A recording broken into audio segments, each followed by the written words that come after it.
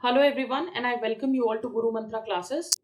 Last lecture में हमने types देखे थे कि क्या क्या फीचर्स होते हैं पार्लियामेंट्री फॉर्म ऑफ गवर्नमेंट के और प्रेसिडेंशियल फॉर्म ऑफ गवर्नमेंट के। इस लेक्चर में हम मेरिट्स डीमेरिट्स देखने वाले हैं for parliamentary and presidential system of government. Okay, तो देखिए फायदे देखते हैं पार्लियामेंट्री सिस्टम के क्या क्या फायदे हैं। सबसे पहला फायदा तो ये है कि लेजिस्लेचर और एग्जीक्यूटिव में हार्मनी बनी रहती है, क्योंकि ये ऑर्गन्स हमारे पार्लियामेंट्री सिस्टम में अलग अलग तो है नहीं। लेजिस्लेचर एग्जीक्यूटिव एक ही टाइप से फंक्शन करते हैं, ठीक है। मतलब एक मिनिस्टर लेजिस्लेचर में भी हो सकता है, एग्जीक्यूटिव में भी हो सकता है, तो इनमें हार्मनी बनी रहती है, ठीक है। ये इंश्योर करता है कि पार्लियामेंट में जो है एक कोऑपरेशन बना रहे लेजिस्लेटिव और एग्जीक्यूटिव ऑर्गन्स के बीच में, ठीक है। Executive is a part of legislature and both are interdependent at work. तो एग्जीक्यूटिव जो है वही लेजिस्लेचर का पार्ट भी है और दोनों को एक दूसरे की जरूरत पड़ती रहती है वर्क प्लेस पे, ठीक है। इसकी वजह से क्या होता है, डिस्प्यूट, झगड़े, कॉन्फ्लिक्ट, ये सब दोनों ऑर्गन्स के बीच में होता नहीं है। तो लेजिस्लेचर और एग्जीक्यूटिव के बीच में हार्मनी बनी रहती है। सेकंड अच्छाई क्या है, सेकंड मेरिट ये है कि एक रिस्पॉन्सिबल गवर्नमेंट मिलता है पार्लियामेंट्री सिस्टम में। क्यों? क्योंकि उसके नेचर की वजह से जो पार्लियामेंट्री सिस्टम है वो एक रिस्पॉन्सिबल गवर्नमेंट बनाती है। जो मिनिस्टर्स हैं वो पार्लियामेंट को रिस्पॉन्सिबल रहते हैं अपने जितने भी acts of omission and commission के लिए, ठीक है। जो पार्लियामेंट है वो एक्सरसाइज कंट्रोल करती है अपने मिनिस्टर्स के ऊपर बहुत सारे डिवाइसेस के थ्रू। जैसे पार्लियामेंट में क्वेश्चन आवर हो गया, जहां पे क्वेश्चंस पूछा जाता है रेलेवेंट मंत्रालय से, है ना, कि ऐसा क्यों हुआ वैसा क्यों हुआ, तो एक चेक रहता है इनके ऊपर। डिस्कशंस के थ्रू, एडजर्नमेंट मोशन, ये सब पार्लियामेंट वाले चैप्टर में आएगा, ठीक है। तो अभी यहाँ पे बस इतना देखिए कि एक रिस्पॉन्सिबल गवर्नमेंट मिलती है, क्योंकि भाई उनको डर लगा रहता है कि कहीं नो कॉन्फिडेंस मोशन ना पास हो जाए, कहीं क्वेश्चन आवर में हमसे इस बात पे क्वेश्चन ना पूछा जाए, है ना। तो इसकी वजह से ये आंसरेबल सरकार होती है, रिस्पॉन्सिबल होती है, ठीक है। पार्लियामेंट्री सिस्टम की वजह से डिस्पोटिज्म प्रिवेंट होता है। डिस्पोटिज्म का मतलब क्या है, एक तरह से तानाशाही किसी एक सिंगल पर्सन का। तो इसकी वजह से जो एग्जीक्यूटिव अथॉरिटी होती है is vested in a group of individual, council of ministers के साथ डाला जाता है, और कोई सिंगल पर्सन नहीं है भाई, सबका मिला जुला, they sail and swim and sink together, हमने देखा था। इसकी वजह से जो एक डिक्टेटोरियल टेंडेंसी जो क्रिएट होती है एग्जीक्यूटिव की, वो क्रिएट नहीं होती। डिक्टेटर जैसा बिहेव नहीं कर सकता है वो, ठीक है। रिस्पॉन्सिबल जो एग्जीक्यूटिव रिस्पॉन्सिबल होता है पार्लियामेंट को, और किसी भी वक्त नो कॉन्फिडेंस मोशन लाया जा सकता है इनके खिलाफ। तो ये डिस्पोटिक होने से बचाता है एग्जीक्यूटिव को, ठीक है, तानाशाही होने से बचाता है। उसके बाद नेक्स्ट अच्छाई क्या है इसकी, कि एक रेडी ऑल्टरनेटिव गवर्नमेंट देता है। कि मान लीजिए रूलिंग पार्टी अपनी मेजोरिटी प्रूव करने में कामयाब नहीं होता है, तो जो हेड ऑफ द स्टेट है यानी हमारे जो प्रेसिडेंट है, वो क्या करेंगे, वो ऑपोजिशन पार्टी को इनवाइट करेंगे कि आइए आप आकर के गवर्नमेंट बनाइए अगर आपके पास मेजोरिटी है तो। इसका मतलब क्या है कि जब रूलिंग पार्टी चल रही है ऑलरेडी, हमारे पास एक ऑल्टरनेटिव गवर्नमेंट का ऑप्शन हमेशा रहता है कि इफ इन केस अगर ये फेल हो जाती है अपनी मेजोरिटी प्रूव करने में, तो जो ऑल्टरनेटिव गवर्नमेंट है वो आकर के कभी भी सरकार बना लेगी। तो डर बना हुआ रहता है, ठीक है। तो इसका मतलब क्या है कि alternative government can be formed without fresh elections, क्योंकि भाई ऑपोजिशन के पास मेजोरिटी है। तो डॉक्टर जेनिंग्स ने इस बात के लिए क्या कहा है कि the leader of opposition is the alternative prime minister. तो ये आप अपने आंसर में कोट कर सकते हैं कि डॉक्टर जेनिंग्स सेड कि जो लीडर ऑफ ऑपोजिशन है वो एक ऑल्टरनेटिव प्राइम मिनिस्टर की तरह एक्ट करता है इन पार्लियामेंट्री सिस्टम। नेक्स्ट अच्छाई क्या है इस पार्लियामेंट्री सिस्टम की, कि भाई वाइड रिप्रेजेंटेशन मिलता है, ग्रुप ऑफ इंडिविजुअल्स। क्या है कि जो मिनिस्टर्स रिप्रेजेंटेटिव्स होते हैं बहुत सारे डाइवर्स लोगों के, अलग अलग जगह से धर्म जाति के लोग आते हैं, है ना, बहुत सारे लोगों को रिप्रेजेंट करते हैं। तो पॉसिबल है कि हर सेक्शन को ये रिप्रेजेंटेशन दे सके गवर्नमेंट में, ठीक है। तो प्राइम मिनिस्टर जब भी अपने मंत्रियों को सिलेक्ट करता है तो इस फैक्टर को कंसिडरेशन में रख सकता है, ठीक है, कि भाई सारे ग्रुप्स को ऑलमोस्ट रिप्रेजेंटेशन मिलना चाहिए। कोई पिछड़ी जाति से है ना, कोई इकोनॉमिक वीकर सेक्शन से है, तो इन सब चीजों को एक रिप्रेजेंटेशन मिलना चाहिए। तो ये बात का ध्यान रहता है। तो ये 5 टाइप के मेरिट्स हो गए पार्लियामेंट्री सिस्टम के। कौन कौन से देखे हमने, लेट्स रिवाइज। हार्मनी बनी रहती है लेजिस्लेचर और एग्जीक्यूटिव में, एक रिस्पॉन्सिबल गवर्नमेंट मिलता है हमको, डिस्पोटिज्म को प्रिवेंट करता है, ठीक है, एक ऑल्टरनेट गवर्नमेंट रेडिली अवेलेबल होता है एनी टाइम, और वाइड रिप्रेजेंटेशन मिलता है, ठीक है। तो these were the merits of parliamentary system. क्या क्या खराबियां हैं, डीमेरिट्स क्या क्या है, देखते हैं। तो देखिए इतने सारे मेरिट्स होने के बावजूद कुछ डीमेरिट्स, तो देखिए हर चीज परफेक्ट नहीं होती, कुछ ना कुछ डीमेरिट तो सब चीजों में होता है ना। तो डीमेरिट क्या है, सबसे पहला कि एक अनस्टेबल गवर्नमेंट हमेशा बनी रहती है ना। क्या होता है कि कोई गारंटी नहीं है गवर्नमेंट की कब तक वो अपने टेन्योर में सरवाइव कर पाएगी कि नहीं कर पाएगी। अब जो मिनिस्टर्स हैं वो किसके ऊपर, किसकी दया के ऊपर बने रहते हैं, मेजॉरिटी लेजिस्लेटर्स के ऊपर, है ना, कि अपने कंटिन्यूटी और सर्वाइवल के लिए अपने ऑफिस में। तो कोई गारंटी नहीं है कि कब ये गवर्नमेंट, है ना, हट जाए, कब नो कॉन्फिडेंस मोशन आ जाए या पॉलिटिकल डिफेक्शन हो जाए। डिफेक्शन मतलब एक तरह से मान के चलिए हॉर्स ट्रेडिंग, एक मंत्री को खरीद करके दूसरे पार्टी में ले गए, यहां से मेजोरिटी टूट गई तो सरकार गिर गई, ठीक है, तो इसको डिफेक्शन कहते हैं। तो नो कॉन्फिडेंस मोशन आ जाए, कभी भी पॉलिटिकल डिफेक्शन हो जाए, या फिर मल्टी पार्टी कोalition में कोई, सपोज करो 2-3 पार्टी मिलकर के गवर्नमेंट बनाई है, उसमें से एक पार्टी बोले कि हम अब आपका साथ छोड़ रहे हैं, सो तुरंत सरकार गिर जाएगी, ठीक है। तो मल्टी पार्टी कोalition की वजह से भी गवर्नमेंट अनस्टेबल रहती है। तो गवर्नमेंट जैसे कि मोरारजी देसाई जी की गवर्नमेंट, चरण सिंह की गवर्नमेंट, वीपी सिंह की गवर्नमेंट, चंद्रशेखर देवेगौड़ा की गवर्नमेंट, आई.के. गुजराल की गवर्नमेंट, ये सब एग्जाम्पल है अनस्टेबल गवर्नमेंट की, ठीक है। तो पार्लियामेंट्री सिस्टम में यही है कि भाई अनस्टेबल गवर्नमेंट बनी रहती है, ठीक है। पॉलिसीज की कोई कंटिन्यूटी नहीं होती। अब जैसे आज क्या है कि कोई पॉलिसी किसी सरकार ने बनाई, कल को दूसरी सरकार आएगी दूसरे पार्टी की, उसको ये पॉलिसी अच्छी नहीं लगेगी, वो हटा देगा, ठीक है। तो पॉलिसी की कोई कंटिन्यूटी नहीं है भाई, लोग डिपेंडेंट हो गए उस पॉलिसी के ऊपर, लेकिन उससे क्या मतलब है। तो parliamentary system is not conductive for the formulation and implementation of long term policy. तो लॉन्ग टर्म पॉलिसीज के लिए पार्लियामेंट्री सिस्टम सही नहीं है भैया। क्यों? क्योंकि it is due to the uncertainty of the tenure of the government, क्योंकि अनस्टेबल गवर्नमेंट है, कभी भी गिर जाएगी, कुछ भी हो जाएगा। तो changing ruling party is usually followed by changes in the policy of the government. तो जैसे ही गवर्नमेंट चेंज होगी वो पॉलिसीज भी चेंज कर देगी। जैसे जनता गवर्नमेंट जो है, जिसको मोरारजी देसाई जी हेड कर रहे थे इन 1977, उन्होंने एक लार्ज नंबर ऑफ पॉलिसीज को, जो प्रीवियस गवर्नमेंट थी, प्रीवियस कांग्रेस गवर्नमेंट थी, उसकी लार्ज नंबर ऑफ पॉलिसीज को क्या किया था, रिवर्स कर दिया था। और उसके बाद फिर जब कांग्रेस गवर्नमेंट आई तो फिर से उसने अपनी सारी पॉलिसीज वापस से रिस्टोर कर दी। तो ऐसे फेरबदल की वजह से क्या होता है, पॉलिसीज में स्टेबिलिटी नहीं बनी रहती, लॉन्ग टर्म पॉलिसीज के लिए सही नहीं है। थर्ड डीमेरिट क्या है, कैबिनेट की अपनी डिक्टेटरशिप हो जाती है। कैबिनेट तो भाई सबसे मेन इंपॉर्टेंट चीज है पार्लियामेंट्री सिस्टम में। तो जब रूलिंग पार्टी है, जब तक एब्सोल्यूट मेजोरिटी एंजॉय कर रहा है पार्लियामेंट में, तो कैबिनेट पूरा ऑटोक्रेटिक हो जाएगा, जो मर्जी। अभी एग्जाम्पल अगर दे दूंगी तो कुछ लोगों को बुरा लग जाएगा, बट आप देखिए कि किस तरीके से ऑटोक्रेटिक हो गए हैं, है ना, जो मर्जी आ रहा है वो कर रहा है। तो यही है कि जब कैबिनेट में फुल मेजोरिटी होगी, एब्सोल्यूट मेजोरिटी होगी, तो कैबिनेट पूरा ऑटोक्रेटिक बिहेव करेगा, तो अनलिमिटेड पावर्स मिल जाती है उनको।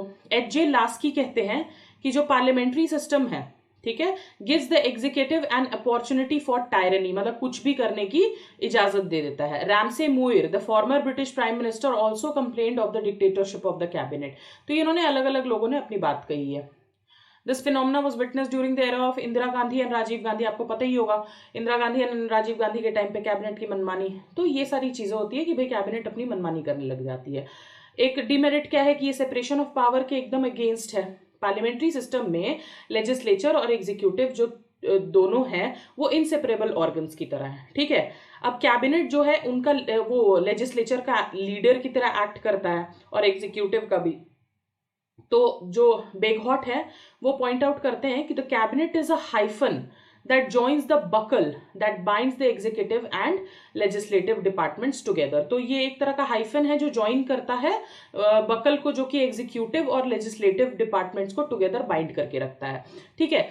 तो whole system, hence the whole system of government goes against the latter and spirit of theory of separation of powers। in fact there is a fusion of powers। तो क्या है, separation of power के completely against है, आपको इतना ध्यान रखना है, ठीक है। पावर सेपरेट नहीं हो पाती है, लेजिस्लेटिव भैया एग्जीक्यूटिव सब मिलजुल करके मिल बांट के खा रहे हैं, ठीक है।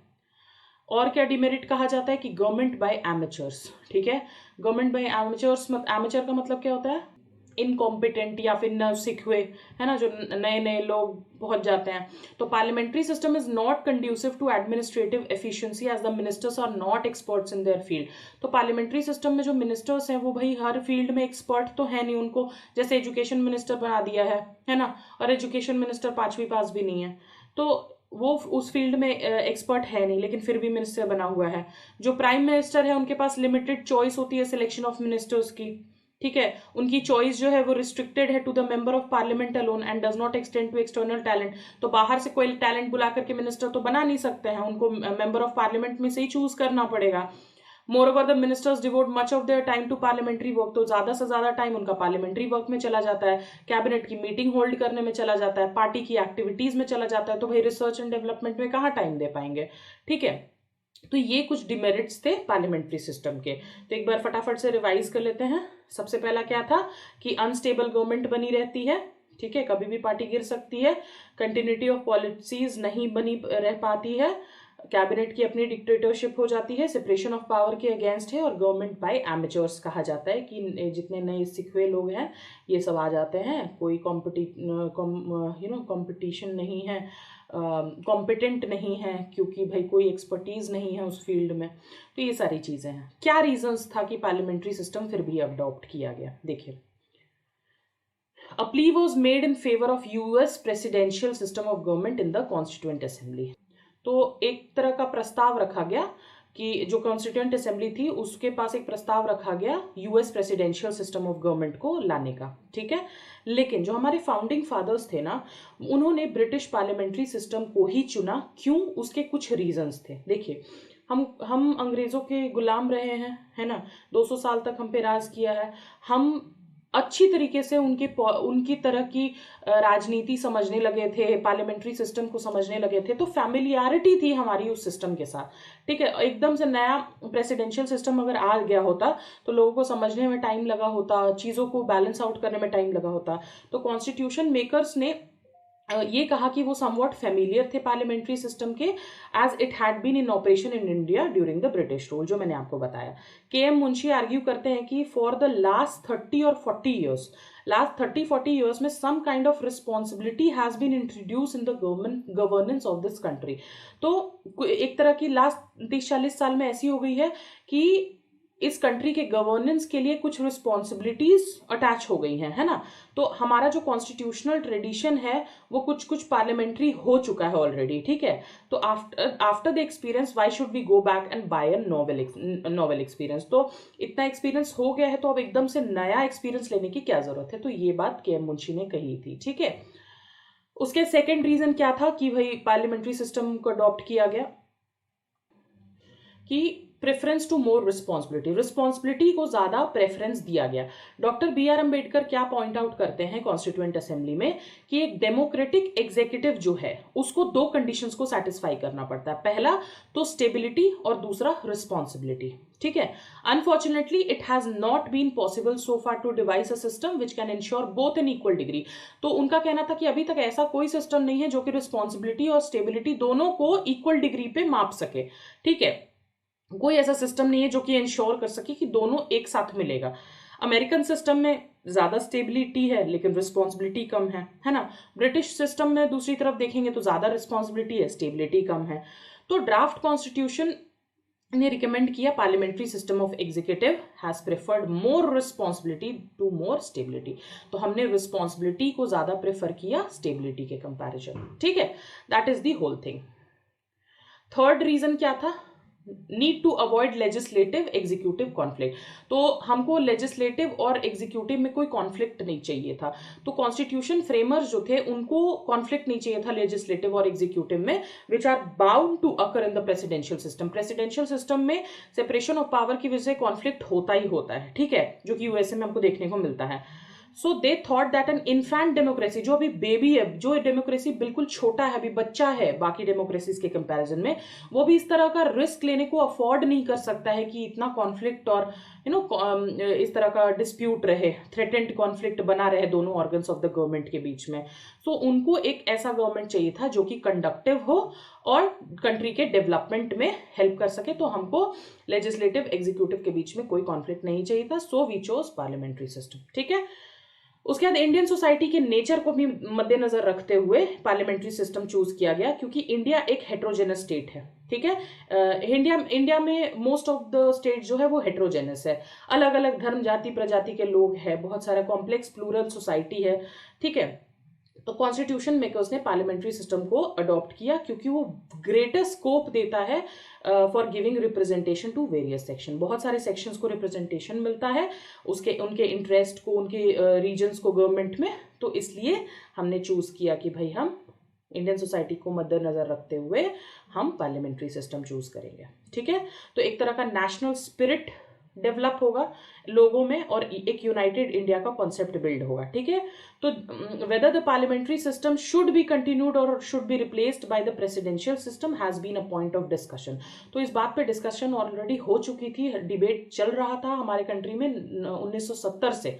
ठीक है, इस मैटर को डिटेल में स्वरण सिंह कमेटी को दिया गया कि आप देखिए क्या भाई इस मैटर में बात किया जा सकता है, जिसको कि कांग्रेस गवर्नमेंट ने अपॉइंट किया था 1975 में। आपको पता होगा ये किसका टाइम है, कमेंट सेक्शन में बताइए। तो ये कमेटी ने ये ओपिनियन दिया कि जो पार्लियामेंट्री सिस्टम है ये अच्छा काम कर रहा है। ठीक है, और कोई ज़रूरत नहीं है कि हम इसको प्रेसिडेंशियल सिस्टम को लेकर के आए। तो स्वरण सिंह कमेटी का ये रिकमेंडेशन था। अब लास्ट टॉपिक है, देखेंगे कि इंडियन और ब्रिटिश मॉडल में क्या डिस्टिंक्शन है। दोनों में पार्लियामेंट्री सिस्टम है, लेकिन दोनों में डिफरेंस क्या है। देखिए, इंडिया का जो पार्लियामेंट्री सिस्टम है ना, वो ब्रिटिश पार्लियामेंट्री सिस्टम पे ही बेस्ड है, लेकिन it never became a replica of the British system. तो कभी भी हमने कॉपी पेस्ट नहीं किया, बिल्कुल कार्बन कॉपी की तरह बिल्कुल अंधेधुन तरीके से हमने ब्रिटिश सिस्टम को फॉलो नहीं किया। कुछ चीज़ों में डिफरेंस क्या है देखिए। इंडिया एक रिपब्लिकन सिस्टम है। इंडिया में जो हमारा प्रेसिडेंट है वो एक रिपब्लिक का कहलाता है, because he is the head of the state, और हेड ऑफ द स्टेट जो है वो एक इलेक्टेड रिप्रेजेंटेटिव है। प्रेसिडेंट का इलेक्शन होता है ना, तो वो एक इलेक्टेड रिप्रेजेंटेटिव है। और ब्रिटिश में ये मोनार्किकल सिस्टम है, यानी कि हेरिडिटी वाइज चली आ रही है। ठीक है, एक monarch is the head of the state. ठीक, इंडिया में इन अदर वर्ड्स जो head of the state India में है वो प्रेसिडेंट है, और head of the state Britain में कौन है, राजा या रानी। ठीक है, तो वो एक हेरिडिटी पोजीशन को एंजॉय करता है। तो यहाँ पे एक डिफरेंस हो गया कि हेड ऑफ द स्टेट हमारे यहाँ प्रेसिडेंट है जो कि इलेक्टेड रिप्रेजेंटेटिव है, और वहां पे किंग या क्वीन होगा जो कि हेरिडिटी पोजीशन से आता है। ठीक है, ब्रिटिश सिस्टम जो है वो डॉक्ट्रिन ऑफ सोवरेनिटी को बिलीव करता है ऑफ द पार्लियामेंट, यानी पार्लियामेंट ने जो कर दिया वो कोई नहीं बदल सकता है। ठीक है, While the parliament is not supreme in India, India में पार्लियामेंट सुप्रीम नहीं है। ऐसा नहीं कि पार्लियामेंट जो है आर्बिट्ररली कुछ भी करेगा और उसको कोई चेक एंड बैलेंस करने वाला नहीं है, ऐसा नहीं है।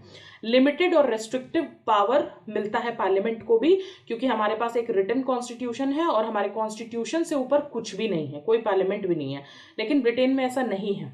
ठीक है, हमारे यहाँ कॉन्सेप्ट है फेडरल सिस्टम का, जुडिशियल रिव्यू, जुडिशरी कभी भी रिव्यू कर सकती है अगर कोई खराब कानून बना गया है ना, फंडामेंटल राइट्स का। इनके ऊपर पार्लियामेंट नहीं है, बात समझ में आ रही है। लेकिन ब्रिटेन में उल्टा है, पार्लियामेंट सब कुछ है, पार्लियामेंट ने जो कर दिया कोई नहीं बदल सकता है। थर्ड क्या है, ब्रिटेन में जो प्राइम मिनिस्टर है वो मेंबर ऑफ लोअर हाउस होता है पार्लियामेंट का, यानी कि हाउस ऑफ कॉमन से होता है। इंडिया में जो प्राइम मिनिस्टर है वो किसी भी दो हाउसेस में से एक हो सकता है, लोकसभा से भी हो सकता है, राज्यसभा से भी होता है। लेकिन ब्रिटेन में ऐसा नहीं है, ब्रिटेन में सिर्फ हाउस ऑफ कॉमन से ही प्राइम मिनिस्टर आ सकता है। फोर्थ क्या है, यूजुअली जो मेंबर ऑफ पार्लियामेंट वो होते हैं alone are appointed as ministers in Britain. तो एमपीज जो है alone appointed as ministers in Britain. India में एक पर्सन जो एमपी नहीं भी है फिर भी वो मिनिस्टर बन सकता है, बशर्ते 6 महीने का उसको टाइम दिया जाता है, उस 6 महीने के अंदर इलेक्शन करवा के और उसको आना पड़ता है। ठीक है, तो ये डिफरेंस है। वहां पे ऐसा नहीं है, मिनिस्टर तब बनोगे जब आप पार्लियामेंट के मेंबर हो। ठीक है, ब्रिटेन में system of legal responsibility of minister होती है, मतलब कि अगर मिनिस्टर ने कुछ ऐसा काम किया तो उसके ऊपर लीगल कार्रवाई भी की जा सकती है, लीगल रिस्पॉन्सिबिलिटी क्योंकि उसकी होती है। इंडिया में ऐसा कोई सिस्टम नहीं है ना, कोई लीगल रिस्पॉन्सिबिलिटी नहीं है मिनिस्टर की। इनफैक्ट उनको तो सेफ्टी वगैरह भी दी हुई है, जो कि हम बात करेंगे आगे के चैप्टर्स में। Unlike in Britain, the ministers in India are not required to countersign the official acts of the head of the state. तो उनको काउंटर साइन करने की जरूरत नहीं है, लेकिन ब्रिटेन में उनको काउंटर साइन करने की जरूरत है और उनकी रिस्पॉन्सिबिलिटी होती है। फिर शैडो कैबिनेट। शैडो कैबिनेट एक यूनिक इंस्टीट्यूशन है ब्रिटिश कैबिनेट सिस्टम का, ठीक है। ये शैडो कैबिनेट कौन फॉर्म करता है? ऑपोजिशन पार्टी, ठीक है। मतलब एक तरह से मान के चलिए कि जो आपका कैबिनेट है ना, कैबिनेट उसी की तरह ऑपोजिशन पार्टी वाले क्या करते हैं, एक शैडो कैबिनेट फॉर्म कर लेते हैं, ठीक है। तो जो काम ये वाला कैबिनेट करेगा वही इसको चेक एंड बैलेंस ये ऑपोजिशन वाला शैडो कैबिनेट करेगा, ठीक है।